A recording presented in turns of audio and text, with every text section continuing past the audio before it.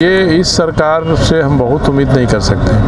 प्राथमिकताएं इनकी बदल गई हैं। से व्यक्तिगत रूप से उनके ऑफिस में जाके बात करता हूँ तो वो समझ जाते हैं, मगर वो यही कहते हैं कि मालिकाना हक की जो फाइल है सरकार में तो इतना गंदा हो चुकी है कि कोई राजनीतिक इच्छा शक्ति मजबूत रखने वाला व्यक्ति मुख्यमंत्री बनेगा तो वही करा सकता है। कोई सरकार इतना बेहुदा जवाब देगी विधानसभा में मेरे इस प्रश्न का। उन्होंने यही कहा है कि न्यायिक निर्णयों पर सरकार टिप्पणी नहीं करना चाहती। 3 मार्च आता है तो इस शहर में बहुत काम होने लगते हैं। नमस्कार, सोशल संवाद में स्वागत है। मैं शशि भूषण। हमारे साथ पूर्वी के विधायक सरयू राय जी हैं और 3 साल हो गए विधायक बने हुए पूर्वी विधानसभा से। उसके आज इन्होंने एक तरह से अपने काम का ब्यौरा प्रस्तुत किया। लेकिन सवाल ये है कि जो पूर्वी विधानसभा चुनाव लड़ते समय जिन सवालों को, सबसे जो बड़े सवाल थे, उस पर क्या हुआ, उन समस्याओं को हल खोजने में कहाँ तक जो है सफल हो पाएंगे उन सवालों पर। तो सर, उन्हीं में सबसे बड़ा सवाल था मालिकाना हक। क्या लग रहा है, मालिकाना हक आप दिलाने में असफल रहे या क्या दिक्कत है, सरकार देना नहीं चाहती है? मालिकाना हक अपनी जगह सही मांग है और लोग यहाँ बरसों से इस ज़मीन पर रह गए हैं, घर बना लिए हैं, सरकार उनको वहाँ से हटा भी नहीं सकती है। तो इस सारी चीज़ों को लेकर 1980 में फैसला हुआ सुप्रीम कोर्ट का एडवर्स पोजीशन प्रतिकूल कब्जा के बारे, उसको मैंने कोर्ट किया है। मैं तो ये प्रयास कर रहा हूँ कि सरकार के समक्ष वो सारे तर्क रखूँ और ये बताऊँ कि मालिकाना हक अगर आप जमशेदपुर में भी और दूसरी जगहों पर भी दीजिएगा, सीधे आपको इसका लाभ होगा। आपका एक डेड एसेट पड़ा हुआ है, मृत संपत्ति है जिस पर कब्जा करके बहुत दिन से लोग बैठे हुए हैं। आप उसको जिंदा करिए, उनसे रिश्ता बनाइए, उनसे पैसा लीजिए, उनसे साल में टैक्स लीजिए, सब लीजिए। सरकार का भी भला होगा, उनका भी भला होगा। सरकार इन बातों को समझ पा रही है क्या? सरकार का सीधे तौर पर क्या, या केवल घुमाने और अटकाने के जब तक अभी तक जिस तरीके की प्रक्रिया रहा वही रहेगा? जब मैं अधिकारियों से व्यक्तिगत रूप से उनके ऑफिस में जाके बात करता हूँ तो वो समझ जाते हैं, मगर वो यही कहते हैं कि मालिकाना हक की जो फाइल है सरकार में तो इतना गंदा हो चुकी है कि कोई राजनीतिक इच्छा शक्ति मजबूत रखने वाला व्यक्ति मुख्यमंत्री बनेगा तो वही करा सकता है। क्योंकि एक सबसे बड़ा पेंच आ गया है मालिकाना में कि जो लोग मालिकाना हक की आवाज़ बुलंद करते थे, बस्ती समितियां बना लिया था उन्होंने, उनको जब मौका मिला तो उन्होंने मालिकाना हक के विकल्प में लीज देने का निर्णय कर लिया। और वो भी लीज कितने का, तो 10 डिसमिल या उससे कम का। तो यहाँ जो बैठे हुए हैं टाटा लीज की ज़मीन पर, सरकार की ज़मीन पर, उसमें तो अधिकांश क्या 90% लोग हैं जिनके 10 मिल से बहुत ज़्यादा है। तो लीज से कोई उद्देश्य भी नहीं सिद्ध हो रहा है इसका, मगर सरकार का कहना है कि एक निर्णय एक सरकार ने कर लिया है साहब, उससे बेहतर निर्णय अगर मैं सुझाता हूं तो उनका कहना है कि इसकी मीमांसा करेंगे। अधिकारी कहते हैं कि सरकार में जो लोग हैं गंभीर नहीं हैं, उनके लिए कोई बहुत बड़ा मुद्दा नहीं है, इसलिए मामला पड़ा हुआ है। अभी दिसंबर में जो विधानसभा का सत्र हुआ उसमें मैंने सवाल किया था मालिकाना के बारे में और मैंने सुप्रीम कोर्ट का एक निर्णय भी रांची नगर निगम और रांची जिला प्रशासन बनाम सम राय हैं उनका था। अब सुप्रीम कोर्ट का जो निर्णय होता है वो कानून बन जाता है, मगर कोई सरकार इतना बेहुदा जवाब देगी विधानसभा में मेरे इस प्रश्न का। उन्होंने यही कहा है कि न्यायिक निर्णयों पर सरकार टिप्पणी नहीं करना चाहती है। तो न्यायिक निर्णय सुप्रीम कोर्ट को तो आपको उसको लागू करना है। अब विधानसभा की स्थिति ऐसी है कि बहस करने का कम समय मिलता है, हल्ला गुला हो जाता है, नारेबाजी हो जाती है। तो मैं तो इसको उठा रहा हूँ और मैंने इसमें विधानसभा के अध्यक्ष को लिखा है कि आप विधानसभा की जो समिति है, आश्वासन समिति है, कोई भी है, उसमें लेकर इस मामले को टेकअप करिए और मुझे भी उसमें बैठक को तो बुलाइए। ये मैंने उनसे कहा है। इसलिए मैं एक व्यक्ति के नाते कर रहा हूँ और मैं ये मानता हूँ कि जनता ने मुझे प्रतिनिधि चुना है, तो मुझे हर सवाल पर जनता को नहीं खड़ा करना चाहिए कि आप खड़ा हो जाइए, हमारे पीछे आ जाइए, हमारे साथ चलिए। मैं उनकी ताकत उसकी अब ज़रूरत पड़ेगी, इसलिए कि 3 साल का तो वक्त निकल गया, आपके पास बहुत कम कम समय में? ये इस सरकार से हम बहुत उम्मीद नहीं कर सकते। प्राथमिकताएं इनकी बदल गई हैं, इनके अपने नैरेटिव्स हो गए हैं। इधर इन चीज़ों की ओर देखने का कोई उनको समय नहीं है। जब पारसनाथ जैसी पहाड़ी जो धर्म स्थल है उस पर किसी न किसी रूप से विवाद और भी नए तरीके से खड़ा हो जाए, जब ये बातें आ रही हैं तो यहाँ के मालिकाना में भी ये लोग ऐसे ही कोई पेच खड़ा कर दे सकते हैं। अगर 10 डिसमिल लीज की बात नहीं हुई होती और उसी समय मालिकाना की बात हो जाती, सरकार हिम्मत करके निर्णय ले लेती, तो मुझे लगता है कि आज स्थिति दूसरी होती।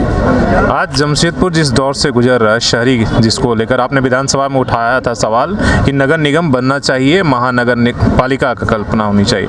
ट्रैफिक आप देख लीजिए, सड़क का हाल देख लीजिए, जिस तरीके इंफ्रास्ट्रक्चर का आप देखिए, तो उसको लेकर भी आपने सवाल उठाया था। तो कितनी ज़रूरत है यहाँ नगर निगम और महानगर पालिका? सवाल उठाया है, ये सारे सवाल जो विधानसभा साहब हमारे पास हैं, ये मैंने उठाया था इस विषय को। पहले तो मैंने कहा था कि आज जो जेएनएससी है ये वैध संस्था नहीं है संविधान के हिसाब से, और इसके पास आपने कोई ताकत भी नहीं दिया है, तो इस संस्था से जमशेदपुर का कोई भला नहीं होगा। मुझे 1.5 साल से जो नगर विकास सचिव हैं, जब भी मीटिंग होती कहते हैं कि नहीं बिल्कुल अंतिम दौर में है, मुख्यमंत्री जी के यहाँ संचिका जाने वाली है, इसके बारे में निर्णय हो जाएगा कि नगर निगम बने कि इंडस्ट्रियल टाउनशिप बने। सरकार इसको, वर्तमान सरकार इसको इंडस्ट्रियल टाउनशिप बनाना चाहती है, नगर निगम नाम नहीं देना चाहती है। मेरा थोड़ा इसमें मतभेद यही है कि नाम कोई भी हो, जनता का जो अधिकार हैं ये सुरक्षित रहने चाहिए, और जनता की आवाज़ कैसे ये इकाई सुनेगी इसकी व्यवस्था होनी चाहिए। और इससे भी आगे बढ़ के जो औद्योगिक शहर है या नगर है उसको परिभाषित किया जाना चाहिए, उसकी एक परिभाषा बननी चाहिए कि ये औद्योगिक नगर बनेगा तो किस रूप में काम करेगा, कैसे काम करेगा। ये अगर नहीं होगा और एक छोटा नोटिफिकेशन हो जाएगा तो उससे तो समस्या का समाधान होगा नहीं। सवाल ये है कि जो समस्याएं अभी पहले छोटी छोटी समस्याएं थी लेकिन आज बड़ी है, बड़ी इंफ्रास्ट्रक्चर की जरूरत है, फ्लाईओवर बनाने की जरूरत है, बड़े ड्रेन की जरूरत है, जो खुद आप फील कर रहे हैं और सारे के रोज़ लोग जाम से ये हो रहे हैं। तो उन बड़े इंफ्रास्ट्रक्चर क्या जेएनएससी या इंडस्ट्रियल टाउन में संभव है? क्या उससे शहर का भला हो पाएगा? देखिए, इस मामले में कोई भी काम होगा वह सरकार ही करेगी। नगर पालिका के सीमित अधिकार हैं, सीमित संसाधन हैं। मैंने एक और बात कही है, कल मैं लिखित रूप में भी भेजूंगा कि जब 3 मार्च आता है तो इस शहर में बहुत काम होने लगते हैं। मैंने ये कहा कि 3 मार्च को आप जो करना चाहते हैं उसको ज़रूर करिए, मगर आप ही के लीज क्षेत्र में जो अंदर की सड़कें हैं, अंदर की नालियां हैं, उनको भी तो ठीक करिए। मैंने लंबी लिस्ट दी है इनको कि आपके लीज क्षेत्र में यहाँ ये काम नहीं होगा तो जनता को परेशानी होगी। तो मैं 3 मार्च का ही बहाना लेकर इनके सामने लिखित रूप में कल मैं भेजूँगा कि मैंने 2 महीना पहले भी सौंपा है, 2 दिन पहले भी सौंपा है, ये काम होना चाहिए। 3 मार्च को आप खूब खर्च करिए, उस खर्च का एक थोड़ा हिस्सा यहाँ पे दीजिए। दूसरा, जब इंडस्ट्रियल टाउनशिप की बात होती है तो ये भी देखना होगा कि जो कंपनी यहाँ जन सुविधाओं को देने के लिए तत्पर होती है और इसको बढ़ाना चाहती है औद्योगिक समूह, उसके यहाँ की इकाई के मुनाफा से कोई लिंक रहेगा कि नहीं इसका।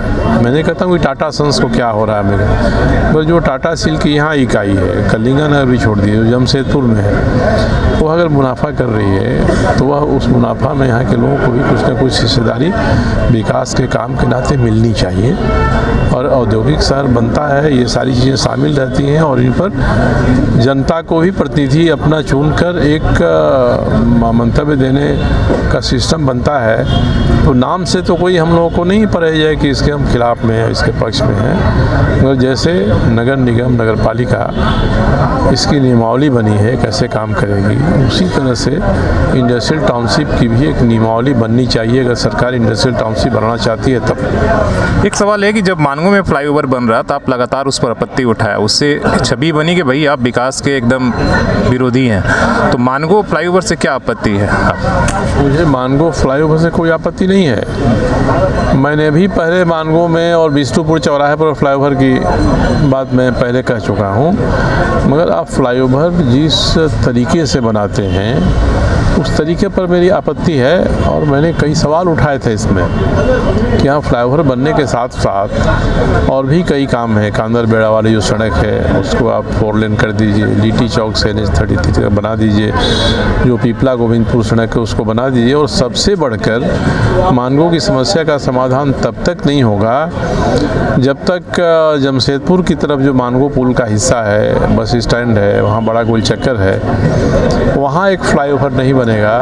तब तक केवल मानगो से फ्लाईओवर बना देने से कोई समाधान नहीं होगा। और आज मेरी इस बात को टाटा स्टील के लोग भी मान रहे हैं। उन्होंने सुझाव दिया है डिज़ाइन बदलने का। मेरी सरकार के जो कंसल्टेंट हैं उनसे भी परसों रांची में बात हुई थी, उनको भी मैंने ये कहा कि भाई केवल ऐसा हो जाएगा तो कोई समस्या सुलझेगी नहीं। और जो बन रहा है आपका इंफ्रास्ट्रक्चर फ्लाईओवर, उस पर आने के लिए लोगों को इंसेंटिव देना पड़ेगा। इसका भी आप इस्तेमाल कर लीजिए। काफ़ी बदलाव हुआ है उसमें, और उस बदलाव में काफ़ी हद तक जो मेरी शिकायतें हैं उन शिकायतों को जगह दे दी गई है। और मैं समझता हूँ कि और थोड़ा इसमें परिवर्तन हो जाए। जैसे मानगो से पायल टॉकीज की तरफ जाने वाला 1 वे जो फ्लाईओवर बन रहा है उसकी कोई ज़रूरत नहीं है। उससे लाभ के बदले दुकानदारों को भी नुकसान होगा और ट्रैफिक जो चौक का है उस पर कोई असर उससे नहीं पड़ेगा। ये देख लेने की ज़रूरत है।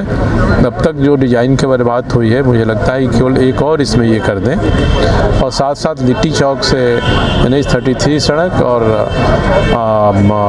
ये गोविंदपुर से पीपला वाला एलिवेटेड कॉरिडोर ये बना दें। और इसको बना दें जो 4 लेन है बन जाए कांदर वाली सड़क। मुझे इनके CDO से फ़ोन किया था किसी ने कि आपको एक बात तो लोगों ने मान लिया है।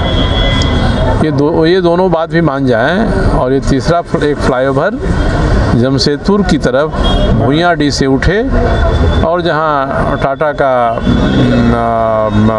स्वर्णरेखा घाट की जानवर रास्ता है वहाँ तक चला जाए तो स्थिति काफ़ी बेहतर हो जाएगी।